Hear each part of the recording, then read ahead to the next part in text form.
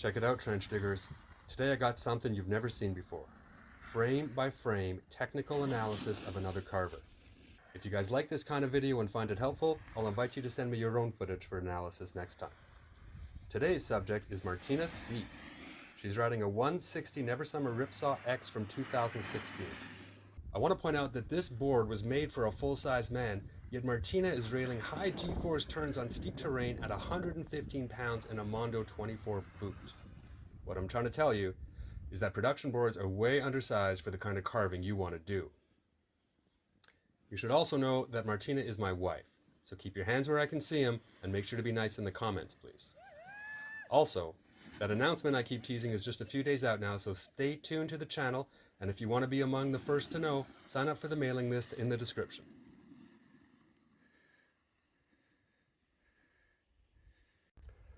So these videos are selected from our first season riding together. At this point we had maybe 10 or 12 carving days together. I'd give her some tips, but not hardcore coaching. I didn't want to come off overbearing. This was the courtship phase of our relationship after all. Now we're married and our roles are established, and she calls me coach and on the ski hill, in the gym, and even sometimes in the bedroom. Let's take a closer look at these turns, shall we? The last two in particular. So, this toe side is actually excellent, okay? Her knees are touching the snow. This is a steep run. It doesn't come off that steep in the video, but this is quite steep. This is the pitch black. Look at how her shoulders are level here and how her arms more or less are facing into the turn. The front arm is very close to the front knee, which is exactly where I want it to be on toe side. And as you follow through, you see it's really quite good. I think she hits a bump there. It was kind of an icy day. You can hear the surface in the volume there. Okay, and then now she's going to stand up through the transition and enter right away into her heel side. Now we can see there are some mistakes. The rotation here is not bad. The backhand is right at the front knee where I wanted. The shoulders at this point are mostly level, not perfect. I would like to see more crunch, but it's the back knee. So these knees are kind of pointing different directions here. We call that the cowboy knees. There's a big gap between them, and that's just not going to work. This back knee needs to point more towards the front of the board, be tucked in behind the front knee, and that's going to help her get her hips and her shoulders rotated around facing the front of the board where they need to be on heel side. So let's keep watching here. Okay, see there's a nice bend in the board right here. Yeah, there's a little bump or something she hits and absorbs. And the knee here is pointing more forward. You can see the drop of the inside shoulder, but it's not too terrible. This is actually a pretty nice heel side overall. See the backhand comes around very close to the front knee, but the back knee is still pointing too far out. I need that back knee tucked in behind the front, and I need the hips rotated more and yeah, to face the front of the board, and that's going to help her shoulders get around as well. What else do we see here? I see her butt kind of sticking out. You see a bit of an arch in the lower spine and a bend through the hips, okay? I would like to see the upper body more erect, stacked over the lower body, and I want to see the compression more in the knees and less in the hips. Overall, though, not a bad turn given the board she's riding and the conditions she's riding in and the steepness of the hill. Next. Okay, so we're going to start with a couple of turns in what I call the funnel section of the pitch black off the Stoke chair. So we got a nice toe side, and then comes into heel side and loses balance and wipes out. Okay, what happened? What happened? Let's back up, back up, back up. Right here, okay? First thing to notice, she's dropped the inside shoulder, okay? You see that? Her shoulders are not level. She's reaching for the snow. And to reach at the snow, she is bending over at the hips. I would like to see more compression in the legs and less of the bend in the hips. But overall, this is actually quite a nice turn, and she finishes it very well, which she doesn't always do, and brings just the right amount of speed into her heel side, which is more problematic than the toe side. Okay, let's look at what happens here. We already know she's going to wipe out. Question is why. Okay, so this is a black diamond section. okay? And she is carving right here with her butt almost touching the ground, but she is not touching the snow. That is at least twice as hard as doing it with the hand down, just for some stability and some balance. Even if you're not putting a lot of weight on it or scrubbing a lot of snow with it, you're at least just, you have that tension through your arm, and it just helps you to build the body tension, balance better on your edge. So that's one thing. Another thing here, you can look at the gap right here between her knees, and you can see this back knee is kind of pointing off in the wrong direction. We call those the cowboy knees, you know, like the bow-legged type stance. And I am constantly telling her to bring that back knee forward and bring the hand forward. So you can see here as well, the backhand is right around the back knee. That means she does not have enough rotation. And you can see her hips and her shoulders are both open to the side edge of the board here. So she's out of position. Then what happens? Oh, look at that. She hits a bump and she's off balance, and now she's hitting the ground, right? But actually right here, even though she's falling, she's actually in a much better body position. Look how, I mean, for the, where she should be at the apex, not the transition, right? But her upper body is leaning forward towards the front of the board. Her backhand is actually right at her front knee. Her hand is down for balance, and her knee is actually pointing more towards the nose than it was earlier in the turn. Right here you can see it's pointing off. Martina also has another difficulty, or had when we took this video. She tends to ride with her front leg straight and her back leg bent, which doesn't really work. We tried setting her stance back on her board after this run, thinking that we could even out those legs a little bit. Let's look at these two turns again, just from here. Toe side with the drop shoulder, and then heel side with not enough rotation and the back knee pointing the wrong direction, and she's out. Okay, next. This one is Fowley's Lap, one of my favorite runs at Revelstoke Mountain Resort. It kind of bowls out here, and so you get bank turns on each side. It's brilliant. It gets steep right here, and wipe out. Okay, what went wrong? What went wrong? Let's have a closer look. Okay, so we're going to look first at the body positions she's using through here, but actually I think her biggest mistake on this run was in the line choice, and we'll look at that right after. Okay, so here we are, coming out of a toe side, standing tall, gets into her heel side position, not too bad, under rotated as she always is. You can see her backhand kind of out to the side there, where it should be basically right above her front knee. And I've looked at this run closely. I know her hips are a little bit out of position too. She had a lot of trouble getting that hip shift, getting those knees together and really facing her hips and shoulders towards the front of the board. But this is a pretty nice turn, standing up through the transition, right? But you can see here, it's not so much her legs as it is her hips. Her torso is still bent over even at the transition. So she's not fully extended here. I would like to see from most people, but also including Martina even to this day, more of the compression happens in the knees and the legs, and less of it happens by bending over, bowing from the torso. And if you are going to bow, you got to bow towards the front of the board, not over the edge. You can see right here she's bowed a little bit over the edge. That's just not gonna work great. But she stands up, she enters that toe side with some commitment. The shoulders are relatively level here. I would like to see, and you can see her knees are bent, but her hips are also bent. And again, over the side of the board, not over the front of the board. I would like to see the torso straighter, a crunch, more of a crunch in that front oblique on toe side. And yeah, that hand goes up, reaching away from the snow. Okay. And here's where she makes her first mistake in line choice, but stands up real quick through her transition, comes down. This is not too bad. Her backhand is pretty close to where it needs to be. I'd like to see more rotation, more hip shift in this turn as well. Let's see if we can get a better view of that position. Here you go. Okay, you see the legs are mostly straight, and she's bending over this edge of the board in the hips, right? I would like to see both knees bent, the back knee tucked behind the front knee, the hips, the butt closer over the back of the board, the shoulders and the hips. If they're not actually facing the front of the board, that's okay, but I want to see them pushing towards facing the front of the board. And well, maybe it's a little difficult to see. We might look at it later. Let's see, where do we see here? We see the big bend in the hips. Here you can kind of see how she's sticking out her butt and kind of arching in the lower spine.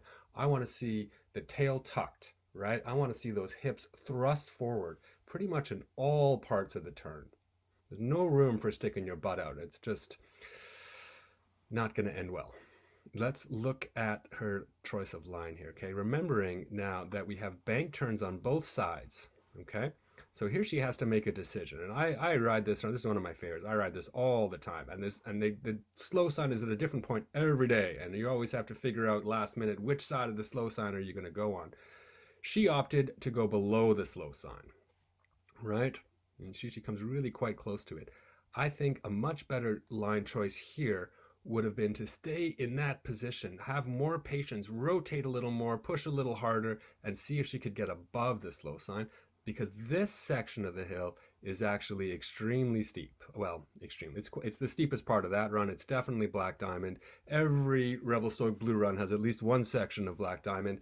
This is, you can't see it from here, but this is a bit of a head wall. And so she ends up coming in right here and having to put her turn into the head wall. She doesn't quite finish her turn either because she's running out of space. If she had gone tighter, I mean, from up higher, right? She might have been able to turn in front of the slow sign, and now she's going across the hill and she's traveling uphill because of the bank. She can lose some speed, put her heel side here and her toe side here and avoid that steep section altogether. Line choice, turns out, is not as easy or natural as I tend to think it is. This is the Practically Pro, another Revelstoke Blue with a black section, which is right there. These are some of Tina's best turns of the season. Again, I think her biggest mistake on this run is line choice. So let's look first at the body position and then one more time at line choice. So backing up right here. Let's see. Okay, so she comes in, has a little bit of a hiccup, but she's okay. She stands up nice and tall. You can see her backhand is over her back of the board, okay? She's lost the rotation in her hips that she needs to be successful and keep that edge in the snow. The back knee is not terrible. They're not quite together, but it's not off to the side in the cowboy style as she is in some of her other turns. So coming into heel side, she gets low. Puts her hand down. Now the inside arm is dropped a little bit, but actually see right here, the shoulders are actually relatively level. This is quite a good position. And you can see she's, well, could use a little more rotation. That front hand is pretty close to the front knee where it should be on toe side, but a little under rotated as always. It's a combination. The knee tucks in, the hips come along, the shoulders push. And yeah, you find that correct rotation there. So, but this is actually a beautiful turn. I think the biggest mistake here is she transitions too early. Okay, look at that. She's only 1/3 of the way across the hill. There's all this space over here on the steepest section, and she dives in right away. She could have drawn this out nice and slow all the way over here, got her speed back under control, reestablished her position the way she wants. Instead, she drops in immediately, okay? And now here you can see that gap between the legs. You can see the back knee pointing up to nowhere and the front hand straggling a little bit, right? I need the back knee tucked. I need the hips turned. I need the shoulders turned. I need that back hand at the front knee on this heel side. But if you look here, the shoulders are actually quite level as she initiates. This, and actually here she's almost at the apex, right? You can see there's some bend in her board, not too much spray. This is a nice carve. The hand is now found pretty close to its spot, but the back knee is still pointing up. But as I said, back to line choice, she's got a ton of speed here right now. And actually, I'd like to look at this. Look at this track here from her last heel side. That is a beautiful track. This is a beautiful track here as she enters her heel side. Doing great, doing great. But guess what? She doesn't have room to finish this turn now. If she holds on to that turn, she's going to end up in the fluff, right? So what does she do? she transitions early, right here, before she even comes across the fall line to complete her turn, to bring her speed back under control. She had the space, but she didn't take it. And back to body position here, you can see how she's bent over this edge of the board at her hips, right? I want that torso more up. I want it twisted facing front. I want the butt closer to the back of the board, closer to over the back leg. It's never going to be right there unless you're super flexible, but I want at least the tension, the push is what's going to drive the board and keep it turning. So in this last bit here, because she's out of position here, facing the side of the board a little too much right through here, she's not really able to finish that turn, right? And she's got a lot of speed coming off that steep. So she transitions early before she gets across the fall line, goes into her toe side, and that's pretty much the end. Already she has too much speed now to bring this board all the way around here in one turn and get her speed back. So this run is over. She makes a couple little open turn shapes and going quite fast for her equipment. And yeah, end of that run. Okay, so now we're looking at some of my turns here, and we can compare them to what Martina was doing. However, what I realized when I started preparing for this video is that when the camera's rolling, I'm not necessarily exemplifying those perfect turns that I'm trying to teach you to do. I am showing off for the camera a little bit, right? And so what I'm going to do is I'm going to take my perfect form and I'm going to stretch it as far as I can towards great style, right? So what does that end up looking like? Let's stop here and look at this heel side position, okay? So my backhand is touching my front knee or very close. My butt is almost touching the ground. And yes, okay, my butt is hanging out over the edge, but you can see the twist in my hips. You can see the orientation of my shoulders. I'm much more rotated, and you can't see my knee there, but trust me when I tell you, it's tucked in pretty tight behind my front knee. Okay, then come around, stand up tall through the transition, right? There's none of that bend in the hips. It's here, bend in the hips, leaning over the front of the board, but I stand tall, and yeah, that's gone. And then I enter with a lot of commitment into this toe side, right? I'm touching the ground before I even start my turn almost, okay? This is a great turn. Now look right there. Look how my chest and my chin are lifted up, okay? I don't have any roll in the spine. I don't have any arch in the lower spine. My hips are thrust forward. My chest is up. My chin is up. And this is where you want to find yourself, okay? In a toe side turn like that. But, whoops, what happened? Back into heel side. You can't totally see the knee there, but you can see my shoulders are almost facing the front of the board. My hand is touching down. Okay, and if they're not, there we go. Now I'm pretty much, shoulders are facing the front of the board right at the apex of that turn, or past the apex. Here I am getting up. So you see the bend in the hips, and now that straightens out, okay? And now I'm committing again, leaning over towards the toe side. Definitely do not have level shoulders through here, but again, I'm just trying to display great style, which to me means removing a lot of the elements that I'm trying to teach you guys to do and basically boiling it down to leaning and twisting. But, you know, it'll never truly be just leaning and twisting.